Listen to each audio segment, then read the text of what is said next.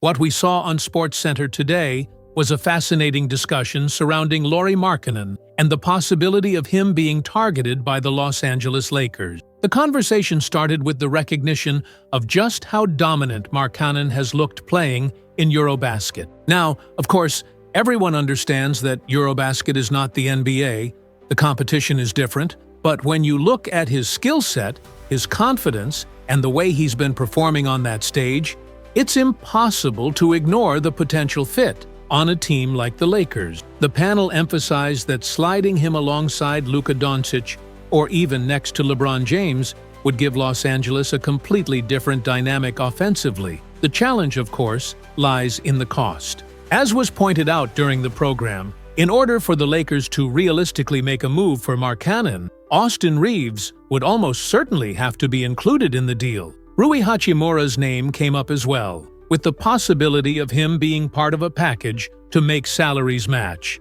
That's where things get tricky, because as one of the analysts stressed, moving both of those players still wouldn't be enough financially. Los Angeles would have to add more contracts, potentially Gabe Vincent or Max Christie, and even then, it may require the involvement of a third team to help balance out the numbers. From a basketball standpoint, though, the fit is what really excited the SportsCenter crew. Markkanen brings a level of shooting versatility that the Lakers haven't consistently had in their front court. He's a legitimate catch-and-shoot threat, a better off-ball scorer than most of their current options. And at his size, he can play anywhere from the 3 to the 5. That flexibility opens the door for the Lakers to create lineups that are both bigger and more versatile. Imagine a starting unit of Luka Doncic, Marcus Smart, Lauri Markkanen, LeBron James, and DeAndre Ayton.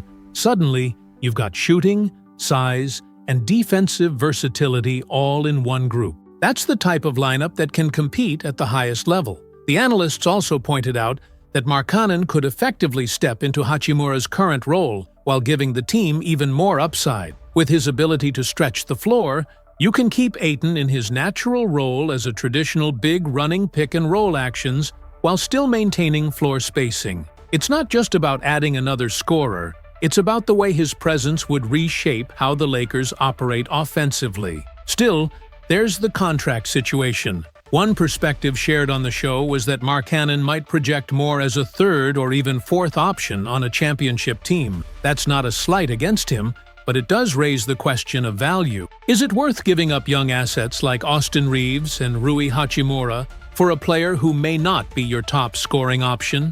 The counterpoint made was that sometimes being a third option is exactly what makes a team dangerous, especially when the first two are as dominant as Doncic and LeBron. The example of Giannis Antetokounmpo winning with Chris Middleton and Drew Holiday was brought up, as well as Nikola Jokic capturing a title with Jamal Murray as his running mate. Another angle discussed on SportsCenter was the long-term view. In a post-LeBron era, the Lakers could potentially build around a core of Luka Doncic, DeAndre Ayton, and Lauri Markkanen. With Markkanen's size and shooting, you'd have two 7-footers who can rebound and defend, while still keeping the floor spaced for Doncic to operate. That kind of core could keep Los Angeles competitive for years, even after their current superstar window closes. The bottom line from today's discussion was clear. The idea of Lauri Markkanen in a Lakers uniform is intriguing, but the cost and timing will be crucial. This might not be a trade that happens during the season. In fact, several panelists suggested that the off-season could be a more realistic time frame, particularly if a sign-and-trade with Austin Reaves could be structured to better align with Markkanen's salary. For now, the question remains whether Los Angeles is willing to sacrifice both youth and depth in order to add a player who might fit more seamlessly into their lineup than anyone they currently have. So, SportsCenter left us with this. Lauri Markkanen may not be the superstar headline name like some of the others linked to the Lakers in the past, but when you look at his fit, his versatility, and his potential impact alongside their current stars, you can understand why this conversation is starting to gain traction. On SportsCenter, the conversation didn't stop at just Lauri Markkanen joining the Lakers. The panel dove deeper into the complexities of what a trade package might actually look like, and the discussion quickly became about more than just one player. The key point raised was that if Los Angeles were to go down this road, it wouldn't simply be a one-for-one type of move. Instead, it would be closer to a 4-for-1 scenario, where the Lakers would be giving up multiple rotation pieces in exchange for Markkanen, and potentially even bringing in additional players to balance things out. One of the intriguing ideas that came up was whether the Lakers could use this as an opportunity to bring in other contributors around the edges. D'Anthony Melton's name was specifically mentioned as a logical fit next to Luka Doncic in the backcourt. The thinking here is simple. If the Warriors continue to drag their feet, could Los Angeles step in and make a compelling case to land Melton as part of a larger reshuffling? He's the kind of defensive-minded guard who slots seamlessly into lineups, and his presence could soften the blow of losing someone like Austin Reaves. There was also speculation about other names potentially being folded into the deal. For instance, the idea of adding a veteran like Al Horford to provide leadership and front-court depth was floated. Even younger players like Andre Jackson Jr., should he become available, were brought up as possible secondary pickups. He's a 6.6 wing with length and athleticism, exactly the type of bench piece the Lakers could use if they were sending out multiple rotation players in the Markkanen trade. The broader point from the discussion was that this might not just be about acquiring Lauri Markkanen. It could be about repositioning the roster entirely by moving out Hachimura and Reaves while strategically pulling in new supporting pieces. The panel then broke down one of the trade frameworks being circulated. The Lakers would receive Lauri Markkanen. The Jazz would take back Terry Rozier, Rui Hachimura, Gabe Vincent, rookie Dalton Knecht, and multiple first-round picks, while Miami would act as a third team, landing Austin Reaves in the process. According to the report, Utah would walk away with Knecht and 3 first-rounders, while also absorbing contracts like Rozier and Hachimura. But, as was pointed out live on air, there are plenty of questions with this construction. Does Utah even have interest in Austin Reaves, given their crowded backcourt with several young guards already in place? Would they view Rozier as a piece worth keeping, or simply as a contract to eventually flip? The consensus was that Utah's real prize in such a scenario would be Knecht and the draft capital. Those future firsts, particularly from the Lakers and Miami, could be far more valuable than veterans like Rui or Rozier, who might just serve as salary fillers in the meantime. The Sports Center crew also challenged whether Miami truly needed to be involved at all. Their angle was that the Lakers and Jazz could likely structure something directly, with Los Angeles sending out Hachimura, Vincent, Knecht, and draft picks, while Utah returns Markkanen. By cutting out the heat, the Lakers might even position themselves to reroute Austin Reaves elsewhere, perhaps to a team that values him more and could send back an additional asset. That way, the Lakers wouldn't just be giving him up as part of a salary maneuver, but instead converting him into another useful player or draft pick. And that's where the discussion really focused. This type of move, if the Lakers pursued it, would need to be smart and layered. It's not just about getting Markkanen, it's about restructuring the roster in a way that makes sense long-term. If Los Angeles is going to give up someone as valuable as Reaves, they can't afford to simply toss him into a deal without maximizing his return. Instead, they need to identify what Utah actually wants, whether it's a wing, a young piece, or cap flexibility, and then find a third team that can provide that in exchange for Reaves. At the end of the segment, the message was clear. While a straight-up Lakers-Jazz deal could happen, the smarter path for Los Angeles might involve finding that extra step, that extra partner, to squeeze the most value out of their outgoing assets. Otherwise, they risk overpaying for Markkanen in a way that could hurt their depth and flexibility down the line. On SportsCenter, the final stretch of the debate brought everything full circle. The analysts pointed out that at its core, the deal really comes down to a simple question. Can the Lakers extract maximum value without overcomplicating the trade? The proposed structure has the Lakers receiving Lauri Markkanen, but the cost is steep. Rui Hachimura, Austin Reaves, Gabe Vincent, Dalton Knecht, and 2 first-round picks, one in 2026 and another in 2031. But the wrinkle here is the 2027 pick. Because Utah already controls it, the Lakers would have to find a way to turn it into a swap to make the math work. That's where the Jazz's position as the key facilitator becomes so important. With Utah in control of that 2027 pick, they can reconfigure it in ways no other team can, essentially turning one pick into two and giving the Lakers some flexibility they wouldn't otherwise have. The analysts stressed that this is exactly why Utah holds all the leverage. They can manipulate the draft capital to suit their needs while dangling Markkanen as the centerpiece. From the Lakers' perspective, though, this can't just be about landing one star and hoping it all works out. If Los Angeles is going to surrender this much, there has to be a broader vision. That's why names like DeAnthony Melton, Malik Beasley, or even Al Horford were mentioned again as possible complementary additions. The idea is simple. If the Lakers are going to push their chips to the center of the table, they can't afford to come away with only Markkanen. They need a package that reshapes their roster depth and gives them more than just one elite shooter. Another layer to the conversation involved Austin Reaves' future. As was emphasized on the program, Reaves is on an expiring contract, and his willingness, or lack thereof, to commit to a team like Utah could dictate whether he's even part of the equation. If Reaves has no interest in signing long-term with the Jazz, then Utah would be hesitant to take him on, which opens the door for a third team like Miami to get involved. Miami has been searching for backcourt stability and could see Reaves as a perfect insurance policy if their relationship with Tyler Herro continues to stall. That would also give Reaves a destination he might be happier with rather than landing in a rebuilding situation in Utah. The broader takeaway from SportsCenter was that this isn't just about fit on the floor. It's about fit for every side involved. For Utah, the deal would mark a turning point, moving on from Markkanen in exchange for Knecht, multiple picks, and potential flexibility to reshape the roster. For Miami, the involvement could hinge on whether Reaves is interested in joining them and whether they see him as part of their long-term core. And for the Lakers, the front office has to ask the hard question: is it worth giving up so much depth and future capital? And, if so, can they secure the extra commitments from other role players to justify it? The panel concluded with a cautious but optimistic outlook. On paper, the Lakers could end up with a front line featuring Doncic, Markkanen, LeBron, and Ayton, an imposing blend of size, shooting, and versatility.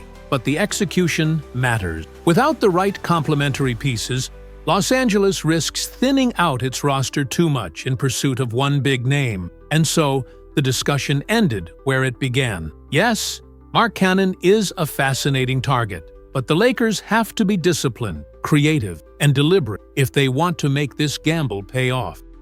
The Los Angeles Lakers are on the verge of pulling off what some are already calling the greatest heist in modern NBA history. And no, that's not just me saying it. This was the talk of the table on First Take this morning, where the entire discussion revolved around the newest developments involving Kawhi Leonard. I've got to tell you, the way this story is unfolding, it feels less like free agency news and more like an NBA scandal with massive consequence. Now, let's set the stage here. The report that dropped this week revealed that back in 2019, during Kawhi's free agency tour, there were requests made behind the scenes that went far beyond what the league allowed. We're not just talking about standard perks or negotiations. According to Sam Amick of The Athletic, Kawhi and his camp asked for everything from private planes to a house, to guaranteed endorsement money, even a partial ownership stake in a franchise. Think about that for a second. Ownership.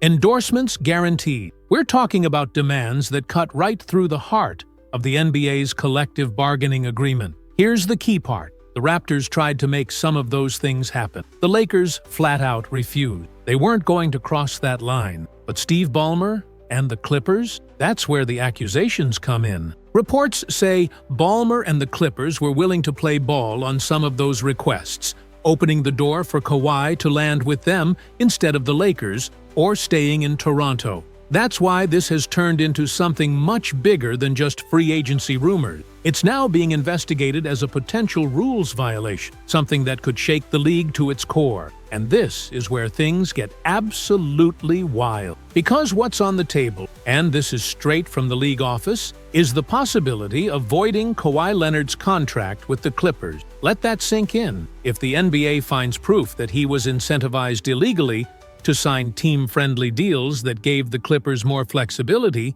not only are executive suspensions in play, but Kawhi's contract itself could be wiped off the books. That's the kind of punishment that Adam Silver has made clear he's not afraid to hand down if it protects the integrity of the league. Now imagine what that means for the Lakers. If Kawhi suddenly becomes a free agent, even at this stage of his career, even with the injuries, the Lakers would instantly be one of the first teams in line to make a push. Think about the storyline. Back in 2019, the Lakers thought they had him. People were convinced he'd join LeBron and Anthony Davis. And then, out of nowhere, he went across the hall to the Clippers, a move that shocked the league. But now we're staring at a possible full-circle moment. Kawhi's deal with the Clippers could implode, and the Lakers could have another chance to land him without giving up a single asset. That's why, on First Take, Stephen A. Smith called it straight up.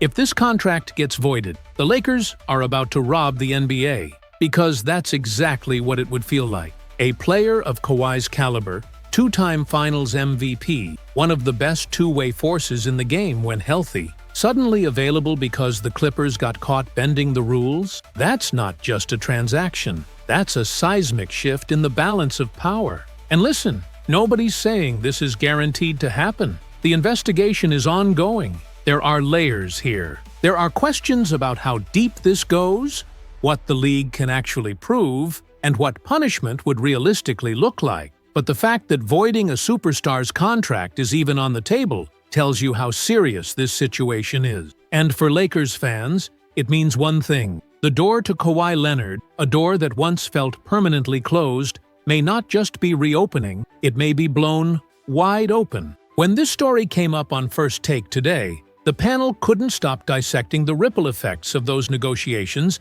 back in 2019. And let's be clear about something. This isn't revisionist history. This is the reality of what Kawhi Leonard and his camp were trying to pull off. He wasn't just fielding offers, he was setting demand. He wanted ownership stakes, private planes, houses, guaranteed endorsement packages, things that would essentially give him not just superstar treatment, but power at a level the CBA was specifically designed to prevent. And here's where Jeanie Buss and the Lakers come into this. The Lakers were in those meetings, they heard the same pitches, and they said no. Jeanie Buss flat out refused to cross that line. She was not going to risk the integrity of the franchise or the league to secure Kawhi Leonard. In hindsight, that was the right move, because as tempting as it must have been, imagine Kawhi alongside LeBron James and Anthony Davis. It would have come at the cost of violating the very rules the league is built on. And Jeanie didn't budge. Contrast that with Steve Ballmer and the Clippers. According to reports,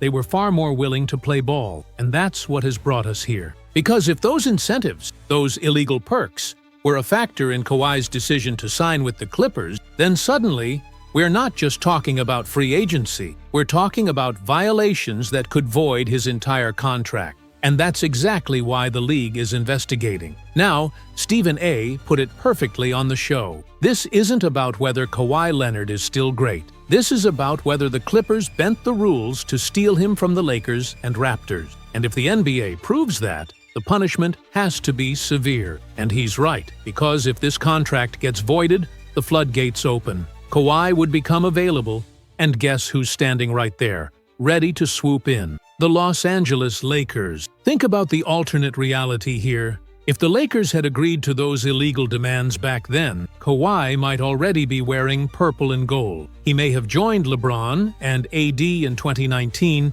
instead of Paul George and the Clippers. But Jeanie Buss chose the long-term health of the franchise over a quick win. And now, that decision might pay off in the wildest way imaginable. Because if the Clippers are stripped of Kawhi, the Lakers could get another chance, this time without breaking a single rule. Of course, the health question came up on First Take too. Kawhi's availability has been a real issue. He played just 37 games last season, and his injuries have defined the second half of his career. Max Kellerman made the point, that even if Kawhi becomes available, the Lakers would have to weigh the risk of signing a player who simply hasn't been able to stay on the floor. And that's a fair argument. But at the same time, as Kendrick Perkins reminded everyone, when Kawhi is healthy, he's still one of the most dominant two-way players in the game. Finals MVP, lockdown defender, offensive assassin. Those guys don't just fall into your lap,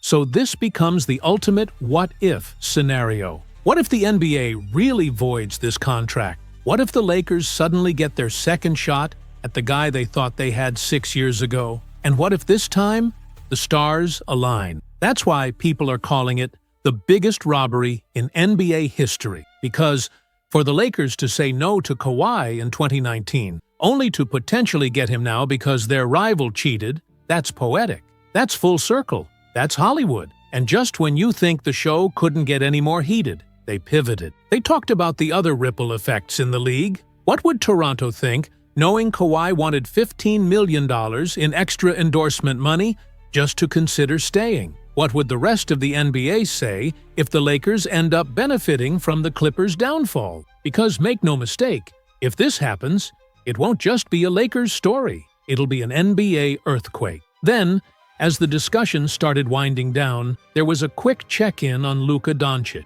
News broke about a minor injury scare during Eurobasket, and for a moment, fans held their breath. Luka left the game briefly, but he returned, dropped 40-plus points, and afterwards said he was fine, just a little sore, just needs treatment. That's a relief, because the last thing the league needs right now is a Luka injury on top of this Kawhi chaos. Luka's already gearing up for what could be an MVP-level season, and the entire table agreed. As long as he stays healthy, he's going to keep putting up absurd stat lines. But let's not lose sight of the headline: Kawhi Leonard, the Clippers, and the possibility of a voided contract. The fact that we are even having this conversation shows just how explosive this situation is. And the fact that the Lakers are sitting in the perfect position to take advantage of it? That's why Stephen A. called it what he did. The Lakers aren't just preparing to compete this season, they might be preparing to steal the NBA. What's going on, everybody? Earlier today on SportsCenter, there was a trade proposal that sparked a pretty intense discussion, and I want to walk you through everything that was said and why it matters. The idea itself didn't come out of nowhere. It has actually been floating around for a while, but now it's picked up traction thanks to the Dallas Hoops Journal, which pushed it into the spotlight. And that's what got the attention of the analysts on the show. The deal being talked about is pretty straightforward. Derek Lively and Caleb Martin would head to the Los Angeles Lakers in exchange for Austin Reaves and a future first-round pick. Now, the way it was discussed on SportsCenter was really interesting because the proposal is being driven from the Dallas side of things. That's key here. This isn't a Lakers blog throwing out wild ideas. This is Dallas media suggesting that the Mavericks should be the ones targeting Austin Reaves, and they've built a case for why it makes sense. On the program, they highlighted how Reaves could step into a big role right now for the Mavericks, while also being a long-term piece who could grow alongside Luka Doncic. The panel pointed out that Dallas is in a position where they're still trying to find that perfect balance around Luka. D'Angelo Russell was brought in, but on SportsCenter it was emphasized that Russell isn't seen as a permanent solution. He's more of a gap filler, a player who can handle minutes and provide offense, but may not be part of the Mavericks' core in the future. Austin Reaves, on the other hand, offers versatility. He can handle the ball, he can play off the ball, he can shoot, and he's shown that he isn't afraid of big moments. For a Dallas team that has dealt with uncertainty around Kyrie Irving, having Reaves would give them stability now and insurance for the future. Of course, the big question is how he fits once Kyrie is fully back.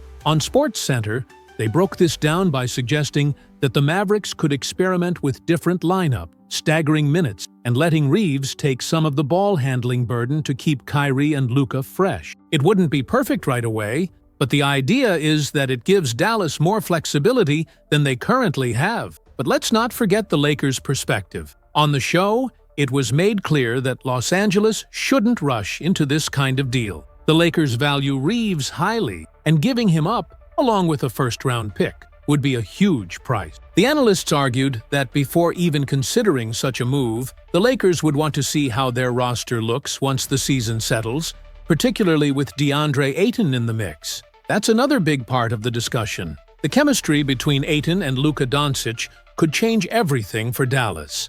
If those two click and become a dominant pairing, then suddenly Dallas doesn't need Derek Lively as much as they thought. Lively is younger, yes, and he has upside, particularly on defense as a rim protector. But Ayton, right now, is the more polished player. He's the one who can step in immediately, provide offense, score in multiple ways, and give you production without needing plays drawn up for him. On SportsCenter, they stressed that this is what makes Ayton so valuable for a team that wants to contend right now. Where it gets tricky is on the defensive side. Ayton himself has admitted that he wants to buy in more, that he wants to prove he can anchor a defense, but up until now, that hasn't always been consistent. Lively, even though he's raw, already has that defensive edge. He's younger, more athletic in certain aspects, and offers rim protection that Ayton sometimes lacks. The analysts debated whether Dallas would be better off keeping that defensive potential in-house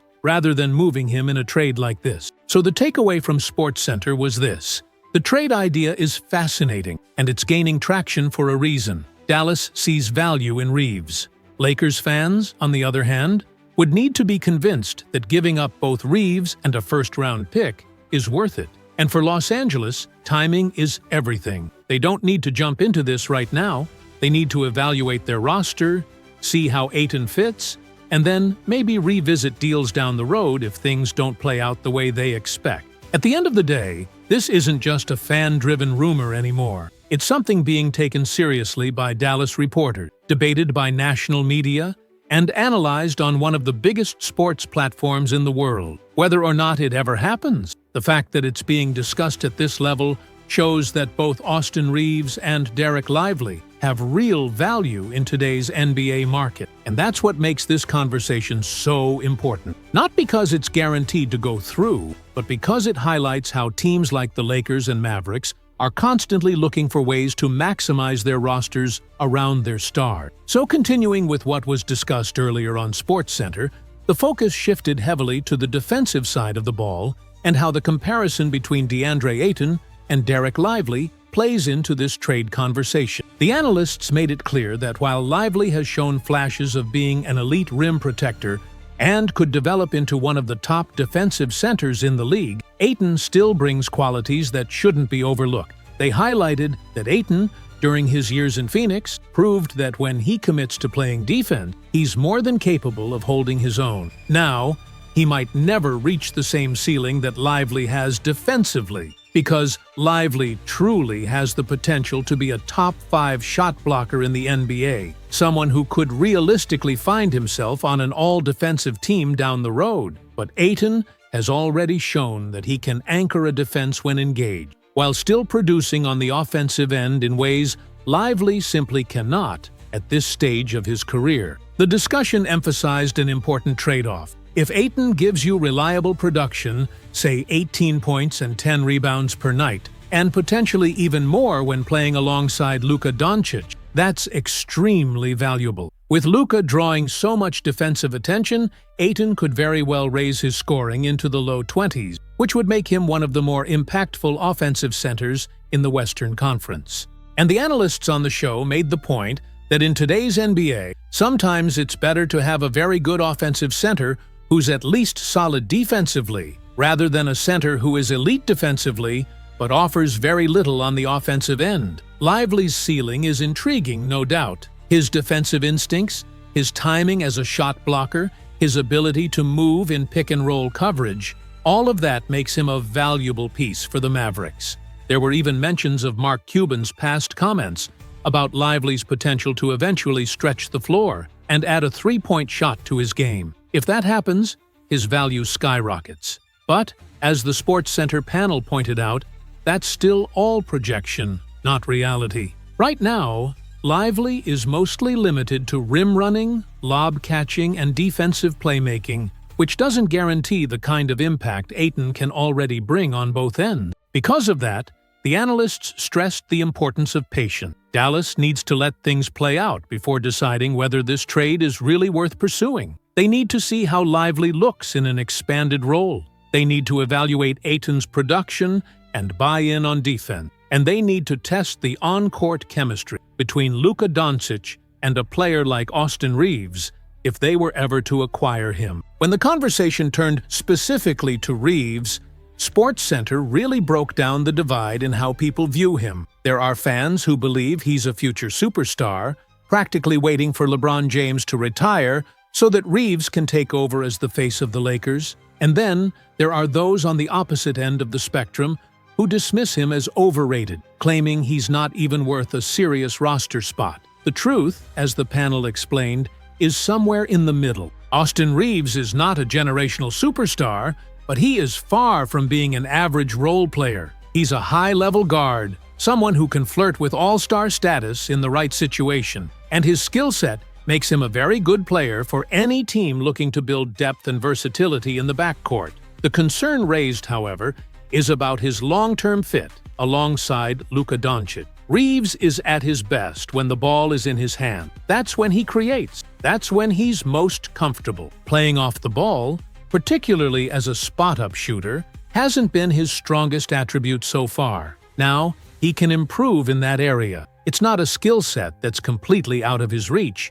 but as of right now, his game overlaps a little too much with Luka's. That's the challenge. How do you maximize both players' strengths without minimizing one of them? That's the type of detail Dallas would need to figure out if they were ever serious about pursuing this deal. So the program's takeaway was balanced. Ayton brings proven offense with solid defensive potential. Lively is raw, but has elite defensive upside. And Reaves is a very good guard whose value depends largely on fit. That's why the analysts kept circling back to the same point. It's too early for either side to rush into this. Both Dallas and Los Angeles need more time to see what they already have before deciding whether a trade like this makes sense for the future. On SportsCenter, the conversation moved into another important angle, and that's Austin Reaves' own willingness to adapt his game. The point was made that Reaves himself has been vocal about needing to adjust in order to play effectively alongside Luka Doncic. He knows that with Luka controlling so much of the offense,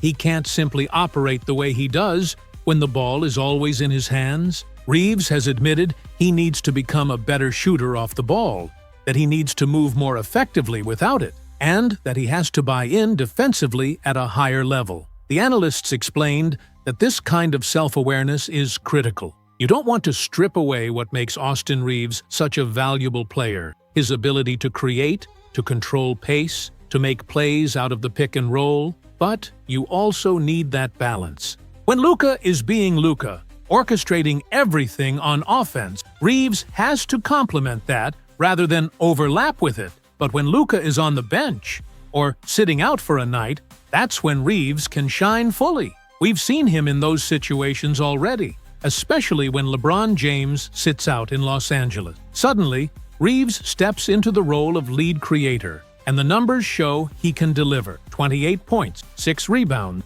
8 assists type of nights are within his reach. That's exactly the kind of production Dallas would love to tap into when Luka isn't on the floor. But here's where the hesitation came in. On SportsCenter, they emphasized that unless the trade for Reaves is a clear no-brainer, one of those deals you absolutely cannot pass up, it might be smarter to hold off. The idea of moving Austin Reaves plus a first-round pick just to bring in Derek Lively and Caleb Martin raised some eyebrows on the show. Some analysts acknowledged that fans might call that a steal, but the panel questioned whether it truly makes sense given the current context. The key issue is this: if DeAndre Ayton develops into the long-term solution at center, then why would the Lakers essentially sell the farm to get Derek Lively? If this were last season, before the Ayton trade, when the Lakers were still searching desperately for a young center to pair with their core, then yes, a move like Reaves and a first-round pick for Lively might have been justified. In fact, on the show, they pointed out that if the Mark Williams opportunity had fallen apart at last year's trade deadline, then targeting Lively in a package like this would have been a priority. But the circumstances have changed. With Ayton now in the picture, the Lakers have someone who, if things click, could be the centerpiece of their front court for years. That makes the calculation different. The show also brought up the financial element. Derek Lively would be on a cheap rookie contract for several years, giving the Lakers flexibility as they plan ahead. Meanwhile, if Ayton truly proves himself in Los Angeles, his market value jumps right back up, likely into the 20+ million range annually. And while that's a big number, it's also the kind of number you're only willing to pay if the player has earned it, if he's been highly productive, if he's helped the team win, if he's shown that he's indispensable. In other words, paying Ayton that kind of money would actually be a good problem to have, because it means the Lakers are getting the version of Ayton that can elevate them to another level. That's not a scenario where you regret the contract. That's one where you celebrate that the gamble paid off. So the ultimate takeaway from SportsCenter was that this is a trade you can understand from both perspectives. For the Lakers, it represents a chance at securing a long-term franchise center in Lively, while still holding Ayton in the present. For Dallas, it's about finding that secondary playmaker who can support Luka right now and give the team insurance for a post-Kyrie era. The panel noted that, even in the worst-case scenario, Dallas would still have solid young pieces like Daniel Gafford to anchor the front court, while adding a guard like Reaves to their young core moving forward. The consensus was that this deal is intriguing on paper, but complicated in reality. Both teams have reasons to be interested, but also very valid reasons to hesitate. That's why this isn't a trade that feels imminent, but rather one that will continue to be debated, analyzed, and re-evaluated as the season unfolds. Look, the Lakers still have a young enough core to build around long-term, but let's really break this down. Caleb Martin? I like him a lot. He's tough, he's proven, he's the kind of 3-and-D wing every contender wants. But here's the real question. Is that the best way for the Lakers to use their assets? I'm not convinced. This isn't a knock on Derek Lively either. The kid is already showing flashes of being special. What he did during that finals run? Ridiculous. He could absolutely grow into an all-star center. If the Lakers actually pulled this off, you could argue it makes sense. But here's the catch. If DeAndre Ayton is already filling that role for you, why on earth would you flip Austin Reaves plus a first just to get another center? Think about it this way. Would you rather have Luka Doncic and Derek Lively together? Or Luka Doncic with DeAndre Ayton plus whatever you can turn Reaves and that first-round pick into?